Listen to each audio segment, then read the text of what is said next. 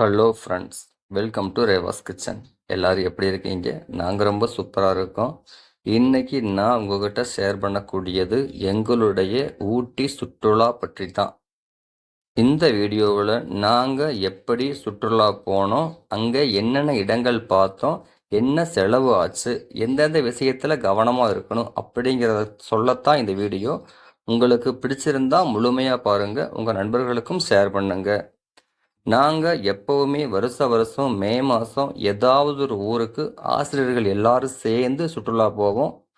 ஒரு வருஷம் மூணாறு போயிருந்தோம், ஒரு வருஷம் கொடைக்கானல், இந்த வருஷம் நீலகிரி மாவட்டம் ஊட்டி.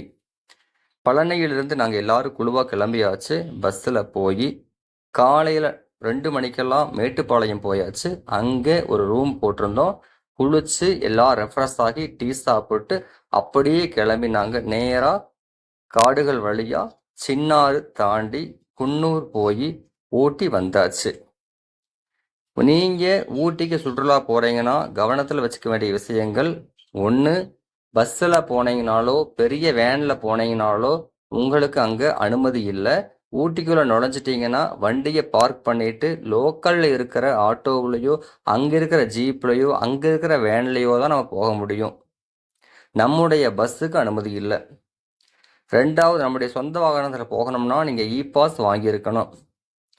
மூணாவதா, அங்கே நீங்கள் வாடகை வண்டி எடுத்து போகும் பொழுது அவங்க ஒரு ஆளுக்கு அப்படின்னு பேசாமல் ஒரு வண்டிக்கு ரேட் பேசுகிறாங்க.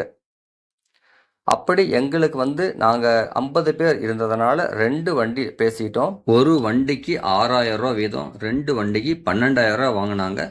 இந்த 12,000 ரூபாய்க்கு எங்களுக்கு ஒரு 4-5 இடங்கள் சுற்றி காமிச்சாங்க. அதுக்கு மேலே டைம் இல்லை. நாங்கள் எப்போ டூர் போகிறதா இருந்தாலும் காலை மதிய உணவு கொண்டுட்டு போயிடுவோம். இன்றைக்கி நாங்கள் கொண்டுட்டு போனது காலையில் சப்பாத்தி, தக்காளி தொக்கு, இட்லி பொடி, மதியானத்துக்கு புளி சாதம், தயிர் சாதம், இரவு மீதம் இருந்ததை நாங்கள் சாப்பிட்டுக்கிட்டோம்.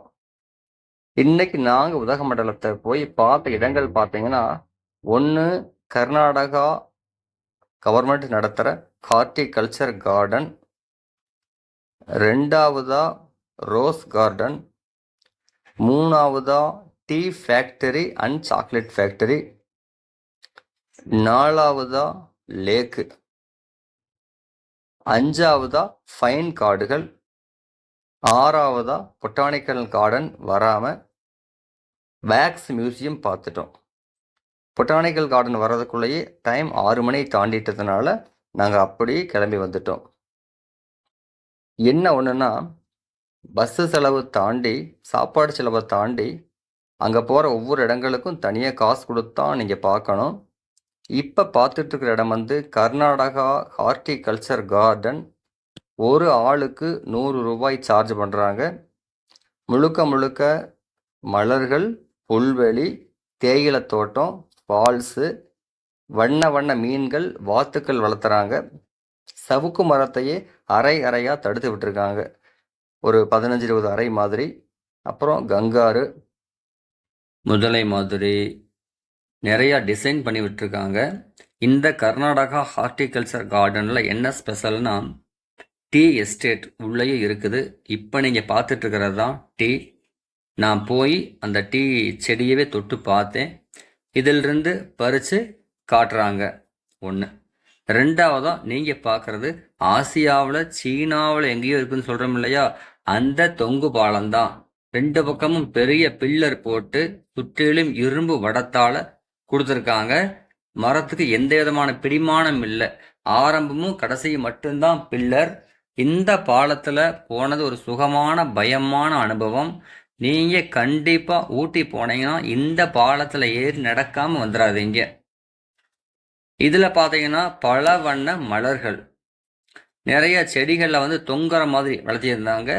கேட்டால் விதைகளும் விலைக்கு தர்றாங்க. முதல் முறையாக நான் தொங்கு பாலத்தில் ஏறப்ப பயந்துக்கிட்டேன். அப்புறம் ஒரு வழியாக மனசை திடப்படுத்திக்கிட்டு 2வது தடவை தான் ஏறி போனேன். நீங்கள் கண்டிப்பாக இங்கே போய் பாருங்கள். பெரியவங்களுக்கு 100 ரூபாய், சின்னவங்களுக்கு 50 ரூபாய் கட்டணம் வாங்குறாங்க. அடுத்து நாங்கள் போனது ரோஸ் கார்டன். கடந்த முறை கொடைக்கானல் போனப்போ ரோஸ் கார்டன் போயிருந்தோம். அதே மாதிரி ஊட்டியிலையும் இருக்குது. ஒரு 1000 வகையான ரோஜாக்கள் ஒவ்வொரு ரோஜா செடிக்கும் ஒரு பெயரோட பலகை வச்சுருக்காங்க. இந்த ரோஸ் கார்டனை பார்க்கறதுக்கே கிட்டத்தட்ட 2 மணி நேரம் தேவைப்பட்டுச்சு. அவ்வளவு பெரிய ரோஸ் கார்டன். ஊட்டி போனால் கண்டிப்பாக இந்த இடத்த பாருங்க. அப்புறம் இன்னைக்கு மே மாதம் எங்கேயுமே கூட்டம் அதிகமாக இருந்தது. லேக்லேயும் அதே மாதிரி தான். நாங்கள் லேக்குக்கு போனோம் படகு போகலான்னு சொல்லிட்டு. ஆனால் அங்கே லேக்கில் தண்ணியும் அசுத்தமாக இருந்தது. ரெண்டாவதாக படகுக்கும் கூட்டம் அதிகமாக இருந்ததுனால அங்கே லேக்கை பார்த்துட்டு வந்துட்டோம். போகிற வழியிலேயே ஃபைன் கார்டுகள் பார்த்தோம். அப்புறம் கடைசியாக வாக்ஸ் மியூசியம் மெழுகு சிலைகள் நடிகர் விக்ரமுக்கு, கமல்ஹாசனுக்கு, அப்புறம் விழிப்புணர்வு சம்மந்தமாக நிறையா மெழுகு சிலைகள் வச்சுருந்தாங்க. அதையும் பார்த்துட்டு கிட்டத்தட்ட 6 மணியை தாண்டிருச்சு. அப்படியே நாங்கள் கிளம்பி பழையபடியும் குன்னூர் இரவு உணவை சாப்பிட்டு வீடு சேர்ந்துட்டோம். ஒரு எளிமையான முறையில் எங்களுடைய சுற்றுலா அமைஞ்சது இந்த ஊட்டி. நீங்களும் வாய்ப்பு இருந்தால் இந்த கோடை விடுமுறையில் ஊட்டிக்கு போயிட்டு வாங்க. எக்காரணம் கொண்டும் சுற்றுலா செல்பவங்க யாராக இருந்தாலும் உணவு கொண்டுட்டு போயிருங்க. அங்கே போய் உணவு தேடினோம்னா அதுக்கு 1 மணி நேரம் போல் ஆகிரும். இன்னொன்று, அங்கே சாக்லேட் வாங்கும் பொழுது எங்கேயுமே தேடி பார்த்து விலை சரியாக கவனித்து வாங்குங்க. நாங்கள் வீட்டுக்கு தேவையான எல்லா சாக்லேட்ஸுமே டீ ஃபேக்ட்ரியிலேயே வாங்கிட்டோம். ரொம்ப சிறப்பாக இருந்துச்சு. தேங்க்யூ.